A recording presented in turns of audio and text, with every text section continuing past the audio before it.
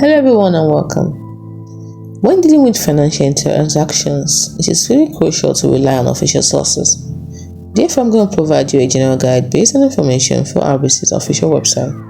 I strongly recommend consulting the RBC website or contacting the RBC directly for the most up-to-date and personalized instructions. In this video, I'm going to give a breakdown of common money transfer methods with RBC. We're going to focus on Interac e-transfer. Now, the purpose of Interac e-transfer is for sending money to individuals in Canada using their email address or mobile phone number.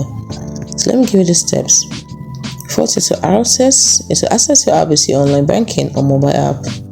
Next, find the Interac e-transfer or Move Money section. Next is to enter the recipient's email address or mobile number.